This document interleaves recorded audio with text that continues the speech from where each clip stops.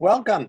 We're very, very blessed, it says blessed among us, today to have as a guest Robert Ellsberg, who is, I think, one of the leading writers about saints and sainthood, and I would even go so far as to say blessedness in general. He's publisher and editor-in-chief of Orbis Books, which is the publishing arm of Maryknoll Fathers and Brothers. He's been there for 37 years. In 1975, he took a 5-year leave from college to work in New York City with Dorothy at the Catholic Worker, and he served for 2 years as managing editor. A prophetic voice within the Catholic Church, died in 1980. She's since been proposed to be made a saint herself in the Church. After her death, Robert edited her selected writings and 5 other volumes of her writings, including her diaries and letters. After graduating from Harvard, Robert studied theology and earned a master's degree from Harvard Divinity School. And I'm going to ask him why he didn't become a priest. He has written or edited more than 25 award-winning volumes. He's best known for writing about saints and moral witness, including All Saints, reissued in a 25th year anniversary edition, The Saint's Guide to Happiness, A Living Gospel, Reading God's Story in Holy Lives. His most recent book is Dearest Sister Wendy, A Surprising Story of Faith and Friendship, based on his correspondence with the English hermit and art historian, Sister Wendy Beckett. For 14 years, he's written a daily entry, Blessed Among Us, in the Give Us This Day prayer book. It's a prayer journal given, I think, to 100,000 Catholics at churches all over. And he was kind enough to include among his essays one on Aristides de Sousa Mendes, the Catholic Portuguese diplomat who saved my family from Hitler by breaking the rules and sacrificing his career and giving transit visas to people fleeing, Jewish and non-Jewish alike. 2/3 were non-Jewish, including Catholics, Protestants, communists, socialists, whatever. Anyone who came, he gave.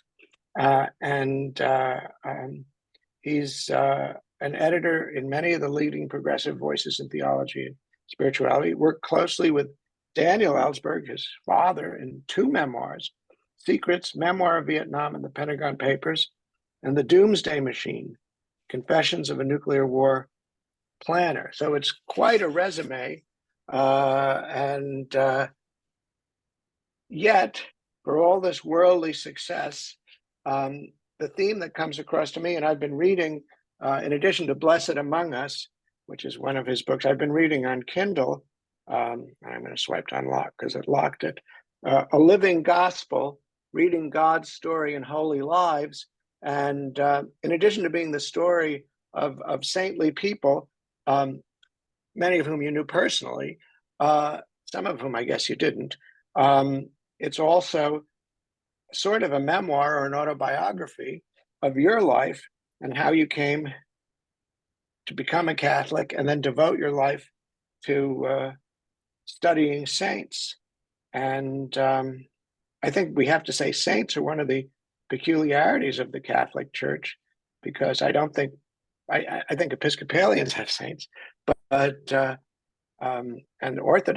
Eastern Orthodox have saints, but I don't think most Protestants have saints, at least to the extent that they venerate them and have shrines to them and so forth. So could you begin by talking a little bit about what might have been your own call to holiness? How did you go from and I knew, full disclosure, I knew Robert in 10th grade. We were in a school together. He was in 11th grade. And my friend, Kevin Lewis, who died, he said to me, Robert's going to grow up and be a saint. So he said that to me at the time. So I don't know if he's there yet, but he's certainly surrounded by saints. So can you tell me a little bit how this happened? You said in the book, you actually saw a book in the high school library of St. Francis's Stories of the Saints. Okay, well, sure. Thank you, Larry. It's really a pleasure to be reunited with you after many, many decades. And I really appreciate your giving me this opportunity to see you and meet you again, and also to talk about this subject. But Yes, I guess to go back, I grew up in the Episcopal Church, and of course we had saints in stained glass windows around the church, and we sang hymns about all the different kinds of saints there are and how we wish we could be like them. And my church itself was named, of course, after a saint, St. Albans Church in Westwood Village. And all the time I was there, I never knew who St. Alban was. I figured he was some kind of English bishop or something like that. I did not know, I learned later on, that he was the first martyr in Britain. He was during a time of persecution of the church during the Roman Empire. He was not a Christian, but a priest who was who was being pursued by Roman soldiers, sought shelter with him, and he allowed this man to come and stay in his house. And as he listened to him talk about the gospel, by the time when the soldiers were arriving, he exchanged clothes with the priest and sent him out the back door, and allowed himself to be arrested in his place. And so he was then, discovered by the judge, and he was sentenced to share the death that would have been given to the priest. So he was executed, and the idea was that he was sort of baptized in his own blood, so to speak. Well, anyway, this was a kind of story that would have made a big impression on me when I was young, because I really was wondering what Christianity was all about. And it had to be about more than just going to church and trying to be a nice person. I didn't realize that it was really to try to live a Christ-like life through a life of love and service and commitment to the truth, and even being prepared to lay down your life for that for others, if need be. So you mentioned a story that I tell in my book. When I was in 10th or 11th grade, actually, it's true, at our high school, I was looking through books on the bookshelf, and I saw a book called The Little Flowers of St. Francis, which is, of course, a lot of people know, a very, very famous book of legends and stories about one of the most popular saints of all time, St. Francis of Assisi in the 12th century. And I began looking at this book, and I was amazed by how entertaining it was and how fun to read it was. I thought that saints were just these perfect, pious people who prayed all the time and lived in this kind of religious zone that I didn't really identify with. And here again, to see this idea that to be a saint is to be like Jesus, uh, made a huge impression on me. I won't name names because you probably will remember him, but I was telling my teacher about this guy I was reading about, St. Francis, all the amazing things he did. And he said to me, you don't really believe all that stuff, do you? Now, you'll remember this was actually a church under the auspices of the Episcopal Church, but again, it confirmed that sort of ideas that saints are these legendary sort of people who performed a lot of miracles, could preach to the birds, could tame a wild wolf, or uh, cure people miraculously, that sort of thing. So it was really, then kind of a period of time when passed where I kind of felt I was drifting away from practice of religion, because it didn't seem to be addressing the kind of burning issues of the day, which for me were mostly tied up around the Vietnam War. And I became really interested in Gandhi and the people who had been inspired by him, particularly young men, some of whom I met, who were going to jail to protest the draft, to protest going to Vietnam. And that seemed to be more a model to me of faith and action, even if they weren't explicitly motivated by Christian, values or ideals. So we jump ahead a little bit more. 1975, I'm a sophomore in college, and I decided to take a year's leave of absence. I wanted to go to India to walk in the footsteps of Gandhi and learn about the contemporary Gandhian movement.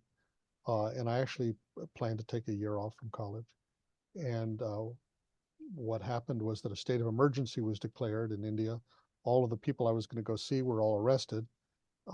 And so I found myself out of college, and I decided, well, I'll visit some other kinds of communities that seem to be living out in that kind of Gandhian spirit.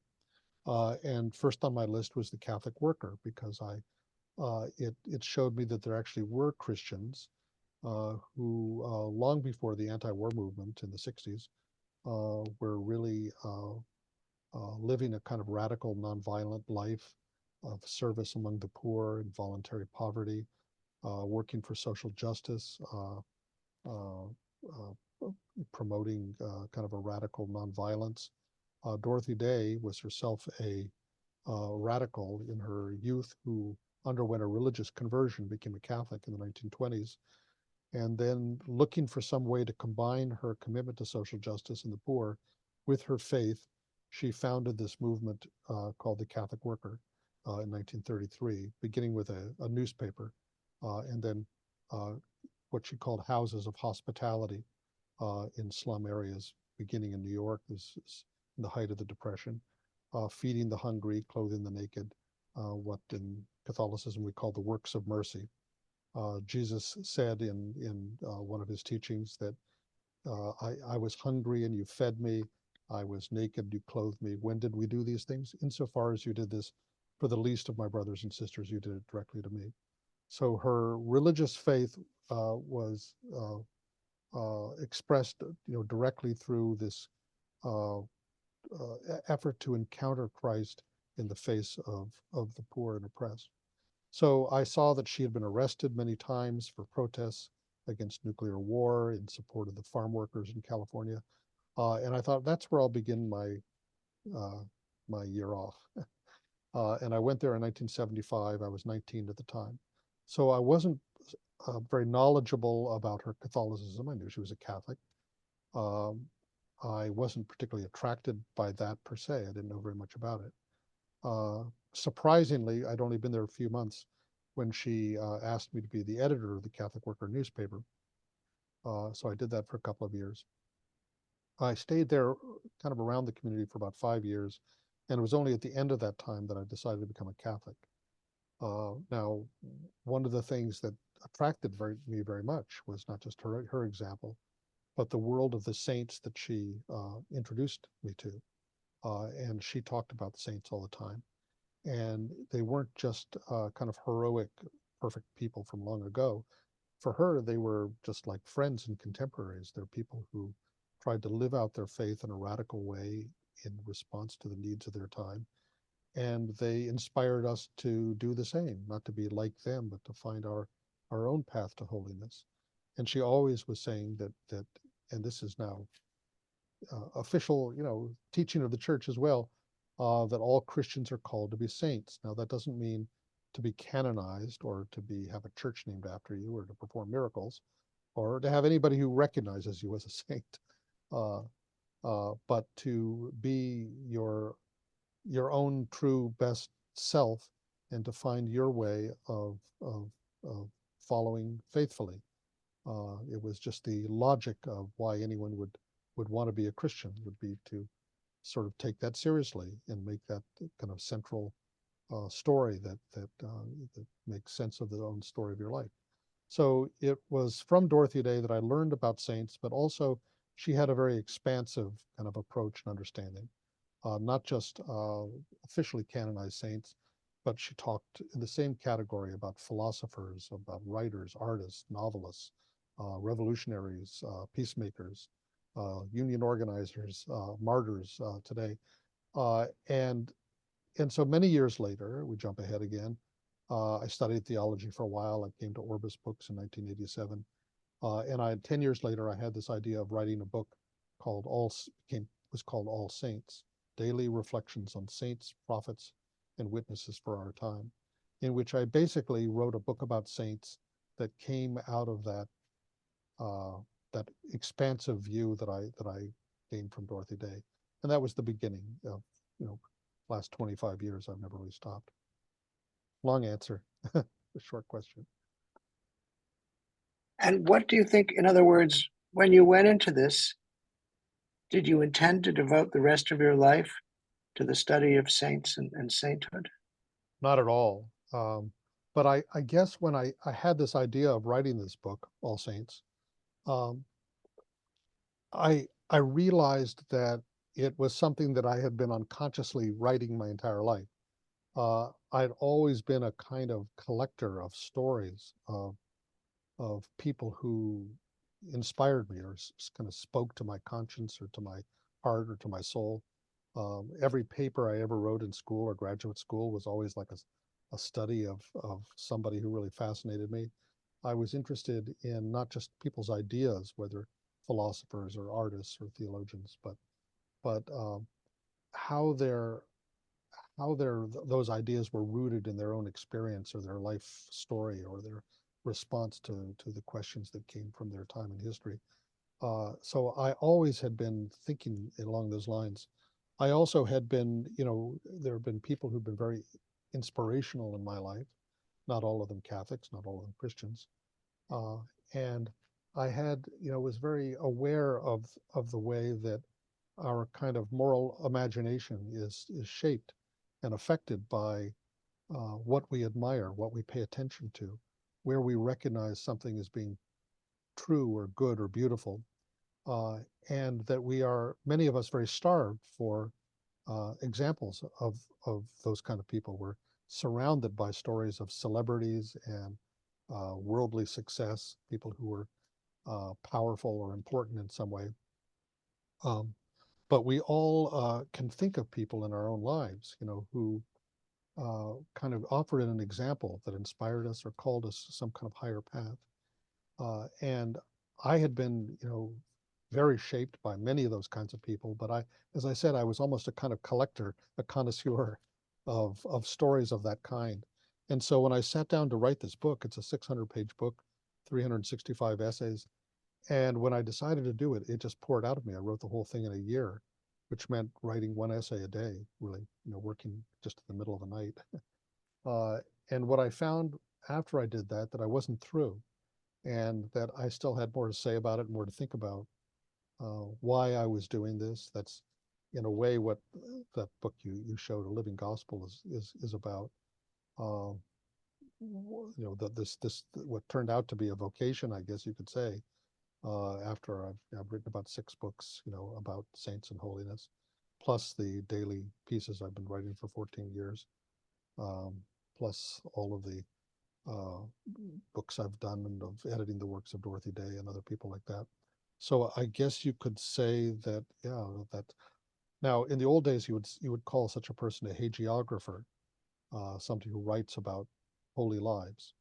But that's a word that has kind of fallen into disrepair because it implies a kind of very pious sort of writing, which kind of airbrushes out all of the human qualities of people and their flaws or their weaknesses, to present this idealized kind of picture that it might be edifying in some way, but it doesn't seem entirely human. So I began calling myself a saint watcher, and writing about both many of these people that I've actually known, but also my reason for doing it, not just to hold up people to admire, but to inspire us on our own path and to consider the ways in which we ourselves are are called to holiness. But again, I hesitate to even use a word like that implies that means being perfect or being uh, unlike other people or on some different higher plane or just living in some sort of religious separate religious world or something.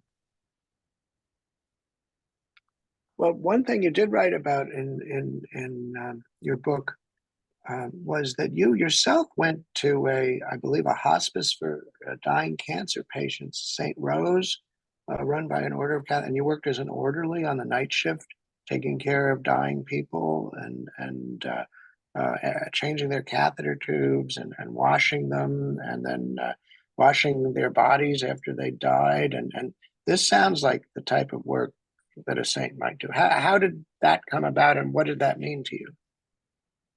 Well, that was during my time at the Catholic Worker, and of course, that's a kind of work that a lot of people do, whether they're nurses or doctors or caregivers, or even parents for that matter. If you've ever changed a diaper or taken care of a sick child or whatever. There's not nothing, whether that's holy work or not depends entirely on the attitude that you bring to it. Um, and at first, this was just a job for me. I was working as a Catholic worker. I had a little apartment that was just, back in those days, my rent was $65 a month. I was in a rent controlled apartment. You So I should have didn't held really, on to it. I should have, by this, if I'd been paying for it all these years, it still wouldn't probably add up to what I pay, on my mortgage or something. But I didn't need a lot of money, but a couple people from the Catholic Worker had gotten jobs working at this hospice that was run by an order of Dominican sisters for terminal cancer patients.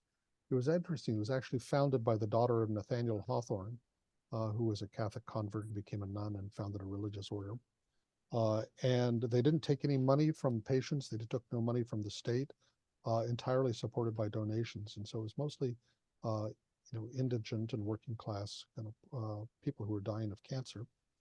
And I got a job there working the night shift from 1 to 8 a.m., which meant I was all by myself.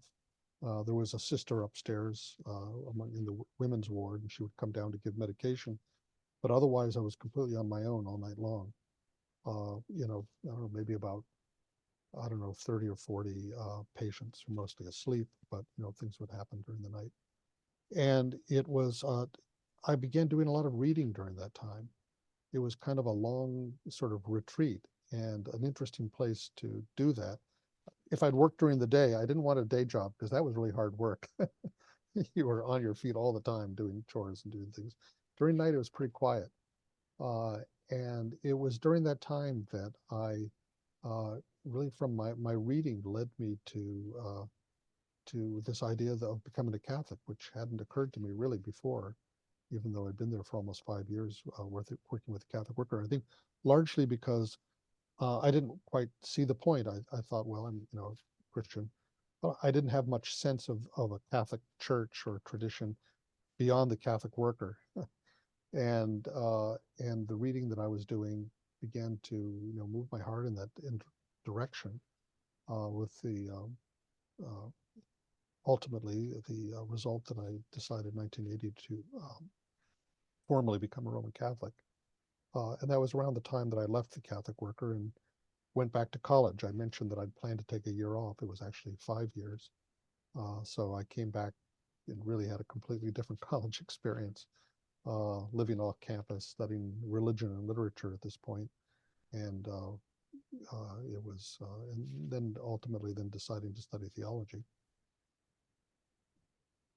When you studied theology, you got a degree in divinity. Why didn't you go on and become a priest? Well, I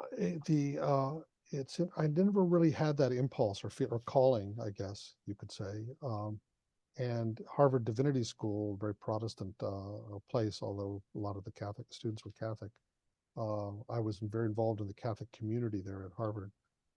But no, I really wasn't on a track to become a priest. And in fact, I ultimately, within a few years, got married and had children.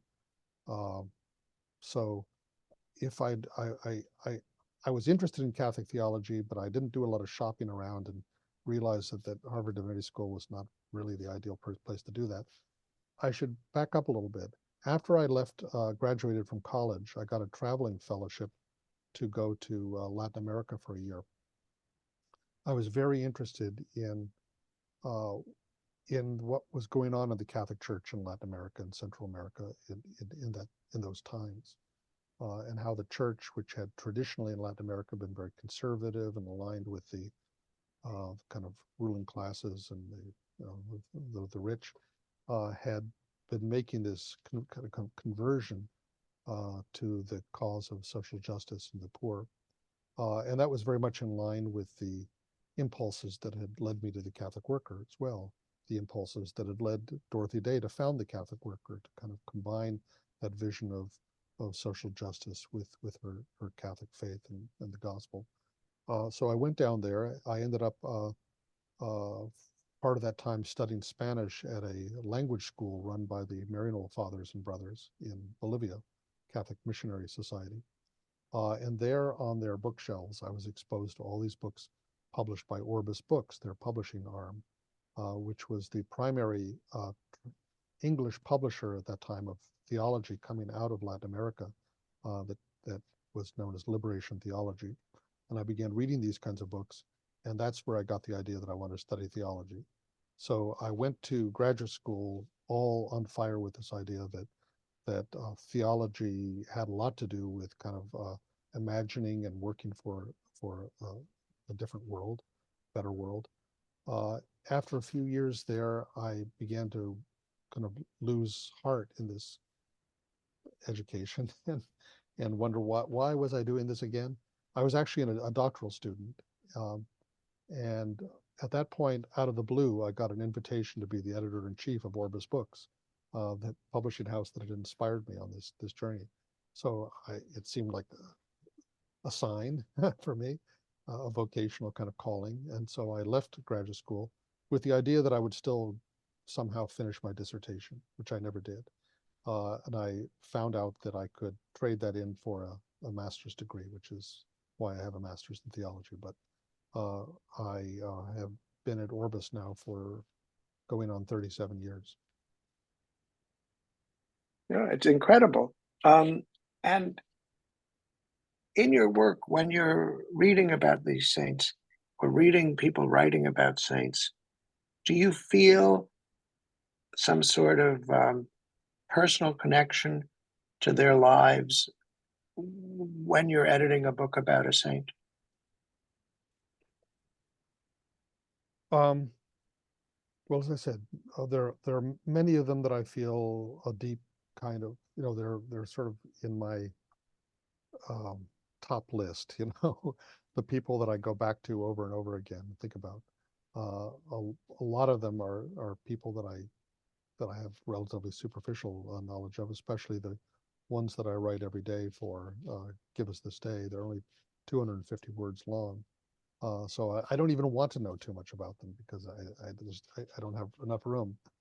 So, but I've gotten adept at being able to, I think, capture in a sort of a snapshot of who this person was, and to try not to just repeat stereotypical things. Oh, they were pious children. They had a conversion experience. They entered a religious life. They were model nuns or priests. So they suffered. They had visions. They died.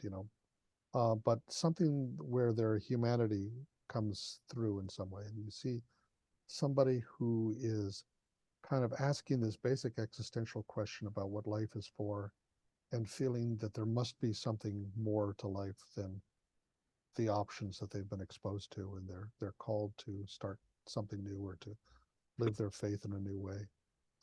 And that's something that's a story that's repeated over and over again, but each time in a kind of little different way. And I hope would have the effect, as their stories have had on me, of asking, what am I called to do? How can I live in a way that's more truthful, more loving, more that's braver? um, and and it's a great privilege. I guess when people say, "What's your spiritual life like?" I don't not the kind of person who really has a very structured devotional life, but writing these stories and reflecting on them is, and kind of living in their presence is, I guess, is a great deal of what my spiritual life is about. Do you go to mass on Sunday? Yes, I do. Do you go to a daily mass? You said Dorothy Day went daily. Yes, no, she's a better Catholic than I am. I, Oh, well, but some go only Christmas and Easter, as I understand. no, never. It's not how many times you go to mass, but what you do with it. I'm in the funny situation of, I mean, I'm a practicing Catholic, but I also am in sort of working in this church ministry, you could say, as the publisher of a religious publishing house. So I kind of give it the office in a in a way. All of my living daily working life is spent about trying to work with authors and publish books that in some way kind of connect a life of faith with the world. that's kind of what our publishing house is about. You said you were actually called there. You didn't apply, they just contacted you. I'm wondering, you said you do 50 books a year, which is incredible to me. Um, how are those books distributed and received? And what kind of impact do they make? Do they go mostly to church libraries? Do individuals buy them? Are they translated into other languages? Are any of them ever adapted for podcasts or movies or TV shows or what is the world of Catholic inspirational publishing Mhm. like? Well, it's not all inspirational. I mean, originally we published more theology that came out of Latin America, Africa, and Asia, in keeping with the kind of global mission of Maryknoll. And the idea there was to sort of amplify uh, theological voices from what we could then call the third world. Our program has grown a lot since then. We started in 1970, and I came in 1987, so it really hadn't changed much in the years before I came. When I came, almost all the books we did were from Latin America, as a matter of fact. So I kind of feel like I bridged the entire life of Orbis, and we're much um, broader now with books that are not just on theology, but also spirituality, and applied to many different areas. I mean, ecology, interreligious dialogue, uh, issues of social justice and peace. Uh, before I came, Orbis became kind of the primary publisher of Black theology. And that became the foundation of a very extensive program in books by African Americans and around racial justice. When the Black Lives Matter kind of moment, happened in 2020, and our warehouse was shut down because, well, like a lot of things, and I thought we wouldn't even, I don't know if we'd be able to stay in business. We went 3 months without being able to sell any books. And when it opened, was when all these protests happened. And Orbis, really among Catholic publishers, had this unique program on racial justice, in particular the work of a Protestant theologian named James Cone, who was sort of the father of Black liberation theology. And he wrote a book that I edited called The Cross and the Lynching Tree, which went on to sell just that year 25,000 copies in 3 months, Oh, and kept us in business. So that's we've done a lot on ecology, on kind of the new understanding of the universe. I've done books on quantum physics and theology, a lot on interreligious dialogue, and so Orbis, even though in the Catholic world we're not particularly large, 50 books a year is actually not that much. But we have a kind of outsized influence. We've had an enormous impact on shaping theological education in the United States, not just with Catholics, in fact, less with Catholics maybe than in the Protestant world, but great influence, for instance, on the Catholic Theological Society.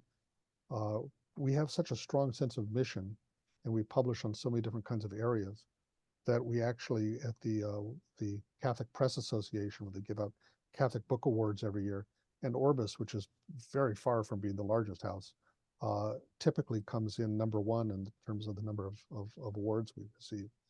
Uh, in the time now, one of the big development in the last 10 years or so has been with the papacy of Pope Francis, because prior to that, Orbis was considered was kind of a problem child within the Catholic theological world as far as the Vatican was concerned.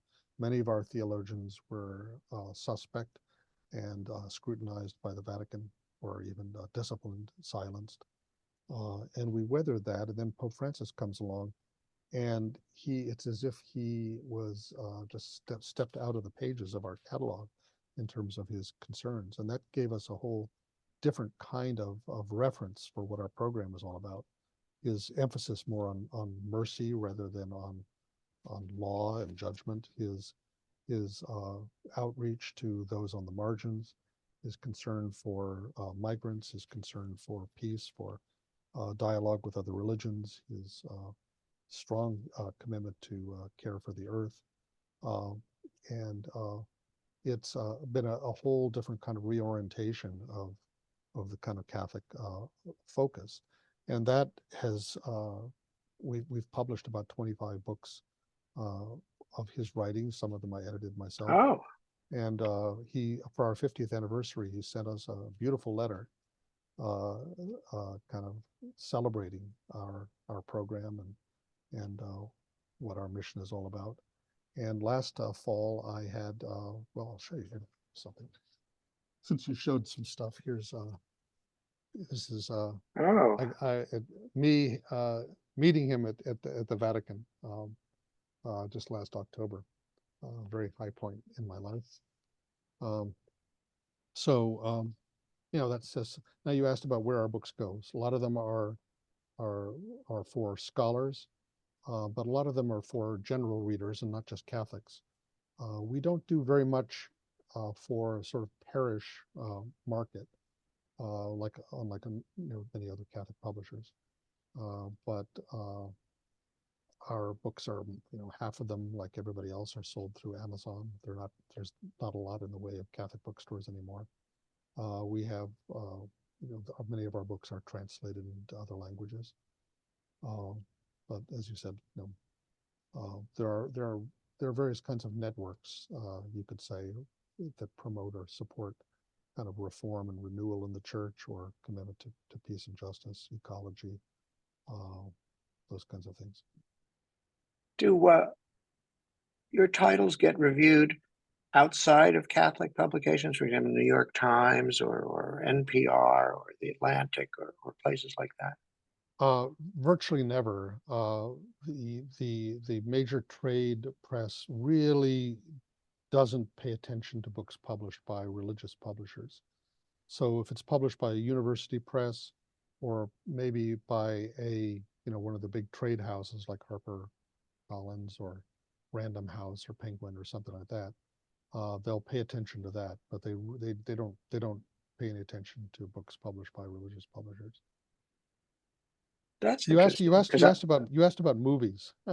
Yeah. And it's, Hollywood, just in my limited exposure there, lives up to the reputation as being a kind of a field of broken dreams, that.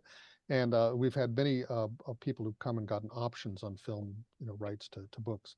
The only one that I recall offhand that actually turned into a film was Terrence Malick got the film rights to a book we did about one of my saints, who is Franz Jägerstätter. His book, A Hidden Life, is based on the letters and writings of Franz Jägerstätter that we published, who was a Catholic layman in Austria who was beheaded by the Nazis for refusing to serve in Hitler's army. And he was always one of my my top list of people who really influenced me in my life. He has been beatified within the church. But for most of the last 75 years or so, nobody knew who he was at all. But Malick made this beautiful film based on it. I'll have to look, but I never heard of it. So it's amazing. So that's because I was going to say, you almost never see movies. I guess there was The Mission, and then there was another one about priests in Japan. But in the golden age of Hollywood, there were lots of Catholic themed movies, The Bells of St. Mary's or whatever. Mm-hmm. And today it's almost disappeared. Mm-hmm. Yes and no. There's some serious films made, but that's as close as I've ever gotten to it. If you watch to the very end of the movie, I like to do that. The very last name you see in the credits is my own. Well, that's pretty good. So, because so many of these lives of the saints are so dramatic, especially the way you tell them. Well, there's one in this book about a French priest. I think his name is de Foucault, which I don't know if he's related to the famous deconstructionist or not, in Algeria. and his story going from sort of a sybaritic party guy to an ascetic living in the desert like a hermit, and then being killed by Tuareg raiders. It's just incredible. And, you know, uh, I just wonder if there's any way to get people interested in more of these types of stories than what we see now. I mean, There is a I'm series. I'm an old man, you Yeah, know. Yeah. there's a Catholic Center on the Arts called the Sheen Center in New York Center City, and a few years ago they began a series of little YouTube videos based on my little short stories about the saints, and they've done about 12 or 13 of them. And the guy who started that wants to pick it up again. He Oh, just I'll didn't have have to a put a link below. This is Bishop Fulton J. Sheen Well, named it's called after. the Sheen Center. It's I think if you look up on YouTube, "Blessed Among Us," Okay, you'll that's fantastic. find a link to the Foucault is one of them uh, Oh, in the well, that's series. great. I mean, to me, I Yeah. was just reading this. I thought this could be like a Netflix Uh-huh. mini series. You know, I That's what mean, yeah, my wife is always saying that. Yeah. oh, okay. Uh, Well, great minds think alike. I mean, there just seems to be some sort of uh, need for this type of material, and well, as I said, that there are different media, but different ways of doing that. But it used to be through stained glass windows and other things like that. That people would be encouraged to think about the gospel as not something that just was 2,000 years ago, but how is that lived out, in myriad different ways. And of course, I'm Catholic, but I think the same principle applies, generally that we all of us, I think, learn more from kind of living examples than we do from reading a book about ethics. It's more of the example of somebody we think, wow, that shows us a different way of living is possible, and if it's possible for them, maybe for me as well. And if you make these people out to be perfect somehow or without flaw or completely other, that defeats the whole purpose. Because then we think, well, they could do that because they're a saint. People say, well, I'm no Mother Teresa. That's why Dorothy Day didn't like it when people called her a saint. I don't know if you come across that, but she famously said, "Don't call me a saint. I don't want to be dismissed that easily." So then some people will say, well, why are you trying to make her a saint in the church? She didn't want to be a saint. Well, she wanted nothing more than to be a saint, but that's different from being canonized. What she didn't want it is to be put on a pedestal and for people to think, well, she can do these things because she's not like ordinary people. I could never do that. What I discovered at the Catholic Worker was a lot of people like me who were certainly not perfect people, but who were trying to live out their faith, in a radical way. but in your book, a lot of the people who became saints, or at least your uh, subjects, um, have very difficult lives. I mean, you have Thomas Merton having an affair with a nurse while he's on leave from his monastery. He wasn't on leave. He was sneaking out while he was supposedly a hermit on the grounds of the monastery. Yeah, that was a short-lived departure, you could say, from the rule, certainly, and one that he uh, ultimately decided was wrong path for him. Uh, but it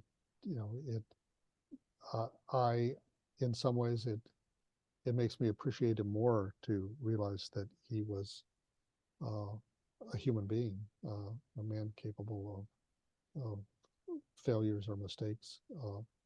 Uh, as this nun, Sister Wendy, said to me when I was describing some of what I felt were failures in my own life, and she says, like, life has twists and turns.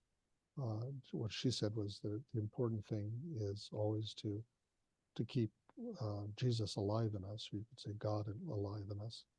Uh, and God knows what's going on better than we know ourselves. So it's the direction of our lives that is the important thing, and not any particular motive or achievement or accomplishment. I mean, that's why, again, I'm so interested in the stories of these people, because you think, well, when did they become a saint? You know, was it when Saint Francis kissed a leper, or was it he founded the Franciscans, or was it Mother Teresa? You know, at a certain point when she left her convent and went out in the streets to start caring for the poor. You know, sometimes there's this kind of dramatic uh, change in their life, but the life didn't end then, and it went on. And part of what makes them so extraordinary is their faithfulness to that vocation, and the fact that they carried on for an entire life. And they were, you know, it's like when Thomas Merton, you mentioned this monk, he'd lived a very worldly life, and then he becomes a Catholic, and then he becomes a Trappist monk, living in this very medieval kind of monastery. And he writes an autobiography called The Seven-Story Mountain, which became a surprising bestseller. Uh, and I mean, massive bestseller. And a lot of people became Catholic or became monks after that, whatever. But they all sort of thought of him as that's where his story ended. Whereas if you follow on everything that happened afterwards, you see that that's just the beginning of the story. It's sort of like a lot of movies end when two people get married at the end, you know, kind of marriage plot in novels.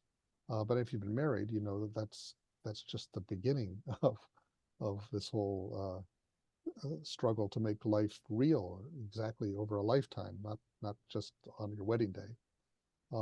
And the same thing about this, you know, the kind of call to holiness. It's sort of like a horizon that is never reached. It's something to constantly strive for, to fall, to fail, as Beckett says, fail better. um, and um, and that's, you know, what I want to try to get across in some of the stories that I tell. You said earlier you wrote to Sister Wendy and said you felt you'd failed. I mean, we both grew up in Los Angeles, West Los Angeles, sort of surrounded by Hollywood and all of this sort of stuff. Um, I think I remember Charlton Heston's son went to school. They had various other Hollywood kids there. What do you think, if you hadn't gone this route, what direction do you think you might have taken? Well, it's it's very hard to say, because at no particular time that I have the sense that I was taking a route. You know, things just seemed to happen in a lot of ways, and it's not like I was at a crossroad and I could go this way or I could go that way, and I chose this way. Uh, I went to college, and if I had stayed in college, I don't know what would have happened to me, because I was not a very good student, actually. I made the mistake of uh, being too full of myself, so that I enrolled in all kinds of upper level and graduate level courses that I had no preparation for, because I was too proud to think that I could just have to take an introduction to English literature. So why should I do that? I already know all that. You know? So I don't know where I was going. I was studying kind of social theory when I was a sophomore, and it was this connection to Gandhi that had made a huge impact on me when I was in junior high, 1969, when it was the centenary of Gandhi's birth, that I first read a book of Gandhi's writings, and I was absolutely taken by him. And sort of holding on to that kind of model for me, and kind of inspiration, is what, and my own struggles when I was in college about what to do about the draft. I'd sort of grown up surrounded by draft resistors, and thinking, well, when I turn 18, that'll be my turn. Well, when that finally came in my freshman year, and I wrote a letter to the draft board saying I wasn't going to register for the draft. The draft had essentially ended at that point, but you still had to register. The war was winding down, ended formally officially in 1975, but people really weren't talking about it. Certainly not people in college with me. No one knew why I was doing this. And when it became clear that I was really facing the possibility of going to jail for a couple of years, I thought that I wasn't there yet. I didn't have the resources to be able to follow through on that. And I wasn't even sure what the point was exactly. What the deep question for me was what my life was really for. What was it about? And I felt that there were lessons that I was seeking that I couldn't really find answers to in college at that point. And that's where this idea came. Okay, I'll take some time off. I'll go to India. I mean, so you could ask yourself, well, I did choose something. I chose to go to India. And everything in my life actually came from not going to India. It came from the fact that that door was closed to me. And so it kind of improvising on my feet, I thought, well, I'll go to the Catholic Worker for a while. Now, I only planned to stay there for a few months. And I was all prepared to leave. And then Dorothy Day said, would you like to be the managing editor of the Catholic Worker newspaper? So I said, well, yeah. And as a result of that, I ended up staying, kept me there for 5 years and led to my becoming a Catholic. I didn't see that coming. I go back to college, have a completely different experience. And then Dorothy Day dies. So after she died, I decided I would edit her selected writings. And I got a contract to do that. And then I got this fellowship out of, I did, what am I going to do when I graduate? Well, I get this traveling fellowship. So I'm going to Latin America. I didn't speak Spanish. And this kind of famous priest I knew introduced me to the head of the Maryknoll language school in Bolivia, who said, if you come here, we'll give you a scholarship. So I said, well, that sounds like a good idea. I go there and I start reading all these books on theology. I think I'll go study theology. I go to Harvard Divinity School. I'm there. I end up, a doctoral program, thinking, why did I do this? Then I get a call out of nowhere. The head of that language school recommended me to the new publisher of Orbis and said, you should hire this guy to be the editor in chief of Orbis. So I did that. I could go through, a lot of things like that. In my book, I say sometimes I feel like I'm like Tarzan, kind of just reaching out, and there's this vine there, just swinging through the jungle, always this vine at hand. And I think there's, sometimes I think like, am I just like like the luckiest guy in the world, or is there a certain kind of way or a temperament or personality that makes you open to opportunities like that you don't necessarily recognize at the time that they're opportunities? Um, but that's telling the from the retrospective happy kind of story that where it all makes it sound like, okay, yeah, just you were just guided along by all these angels who always seem to appear at the right time. But there's a whole different, I could tell the story of how unhappy I was in college and didn't know what my life was all about, and I wanted to go to India, and then that fell through, and all these kinds of things.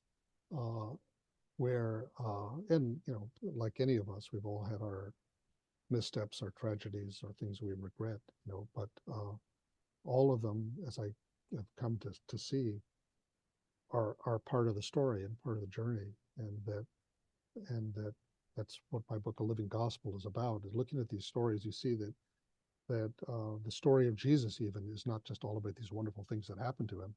There are all these times when he's lost and he's betrayed by his followers and no one understands him and he just wants to get away, and not to mention all the suffering he goes through. And that's true for all of these stories that I tell. There's before they find this vocation. I mean, Dorothy Day was like 35 when she started the Catholic Worker, and before that, her previous life is on this journey to find out what she's meant to do with her life, and all these things of heartbreak and failure and being alone and being lonely and lost, uh, and all of those are part of the process. They making us who we are and what we learn from them. Um, so I can see that reflected in my own life as well as the lives I write about. Do you plan to work there till you drop, or are you considering retiring and trying some new phase of your life? I mean, what does the future hold for you if there's no angel sort of in charge? Do you have an idea of what you Mm. want to do as your next step? Maybe it'll become clear to me just with these other things. Of course, I didn't when I came to Orbis Books. I didn't think I'm going to be here for the rest of my life. I thought that this would be for a couple of years or something like that. I had no idea it would last this long, and that the company and I, along with it, would grow and change, grow up together. And now you look back and you think, gosh, that's a whole career that I've spent here. We talked just about the books that I have written, but talk about a couple thousand books that I've published, since I've been here, and the kind of seeds that those have planted, the effects that they've had, and indirectly in so many lives people I'll never meet. And I can look back and say, well, it was, evidently that was what I was meant to do. Be terrible to think like, oh, I should have not dropped out of college after my sophomore year, and I could be a doctor now or whatever. I don't know. I don't have any regrets about that. It feels very much. I've been very lucky to have a career where what my work and my own kind of moral, intellectual, spiritual journey have been so intertwined that I can't really distinguish them. It determines the friends I have, the people I spend time with, the books I read. Um, and so, it has many times along the way, I wondered whether Maryknoll would keep us in business, keep us going all this time, because they very generously subsidized us from the very beginning. It's not a money-making operation. But here we are, and I guess I'm a little older than you. Maybe I'm turned 69 in December. Yeah, I'm 67. So okay, yeah. all right. Well, you're my younger brother, uh, and so I do have to ask myself. This is I've lived a lot longer than many of the people that I write about, and what lies ahead, I really couldn't tell you. I expected. I think I don't want to just do this until the day I drop. But I don't know what else lies ahead of me. You're not planning to retire at 70 and move to an ashram in India or anything like Yeah, maybe Boca Raton or something. Who knows? But I don't know. that. Again, I'm not a person with a lot of hobbies or things like that. I mean, mostly I go home and I write my things about saints. Kind of my head always in the work that I do. So um, I'm sure that will become clear, or at least I someday I'll be notice you able to do put go this. around, you give lectures at various, I guess, Catholic schools and various occasions. Uh, I think even at Yale Divinity School. Uh, would teaching be something that interests you? I don't think so, and I don't think I'm really qualified to teach anybody anything. I kind of gave up the academic life a long, long time ago. Um, and but I've taught a class here and there occasionally, and I do often give talks or retreats or invited to churches or schools to give a lecture or something. Um, but yeah, I don't know. I don't foresee the future really. So, all right. Well, it's good to get, since basically everything's been based on serendipity. It would be whatever plan you made wouldn't happen. So it's Exactly, I probably think so. best Yeah. that you don't do it. I, So I I think, yeah, go ahead. someone was quoting me. It's a kind of proverb that if you really want to make God laugh, make plans. Um, All right. So on that note, I'd just like to refer everybody that I have a list of books. Gandhi on Christianity, All Saints, Daily Reflections on Saints, Prophets, and Witnesses for Our Time. The Saint's Guide to Happiness, Practical Lessons in the Life of the Spirit. Blessed Among All Women, Reflections on Women, Saints, Prophets, and Witnesses for Our Time. The Duty of Delight, The Diaries of Dorothy Day. All the Way to Heaven, Selected Letters of Dorothy Day.